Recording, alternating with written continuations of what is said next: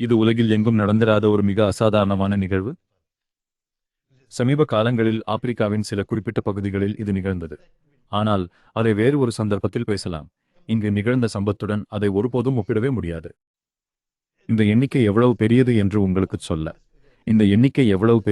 உங்களுக்கு சொல்ல ஜஹாங்கீரின் ஆட்சி காலத்தில் நடந்ததாக பரவலாக கூறப்படும் இந்த முக்கியமான வரலாற்று நிகழ்வை அவரே தனது தந்தையை மேற்கோள் காட்டி தெளிவாக தெரிவிக்கிறார். அந்த ஒரு குறிப்பிட்ட வரலாற்று காலகட்டத்தில் இந்திய தேசத்தில் வாழும் முஸ்லிம்களின் மொத்த சதவீதம்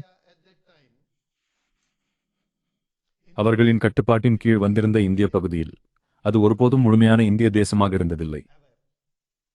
அந்த காலத்தில் அது 1/6 மேல் இருந்ததில்லை.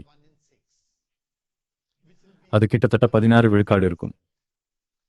மேலும் 16% பேர் முஸ்லிம்கள் என்ற முடிவுக்கு அவர்கள் வருவதற்கு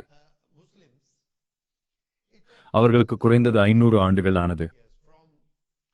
பிருத்விராஜ் சௌஹான் போரில் தோல்வியுற்ற காலகட்டத்திலிருந்து பேரரசர் ஜஹாங்கீரின் ஆட்சி முடியும் வரையிலும் சுமார் 500 ஆண்டுகளுக்கும் மேலான மிக நீண்ட காலப்பகுதி ஏற்கனவே கடந்து சென்றுவிட்டது. இடைக்காலம் 5 நூற்றாண்டுகள் நீடித்தது. இந்துக்களின் ஒட்டுமொத்த மக்கள் தொகையில் 16% புள்ளிகள் குறைவதற்கே இவ்வளவு நீண்ட காலகட்டம் தேவைப்பட்டிருக்கிறது என்பது குறிப்பிடத்தக்கது. நவீன காலத்தில் இது ஒரு நூற்றாண்டு மட்டுமே. இந்தியாவில் இந்திய மதத்தினரின் மக்கள் தொகையை குறைப்பதற்காக 13% புள்ளிகள் மற்றும் 12% புள்ளிகள் அளவில் ஒரு மாற்றம் நிகழ்ந்துள்ளது. இது ஒரு மிக முக்கியமான மற்றும் கவனிக்கத்தக்க நிகழ்வாகும். மேலும் அது அப்படித்தான். இது ஒரு தொடர்ச்சியான நிகழ்ந்து வரும் மாற்றம்.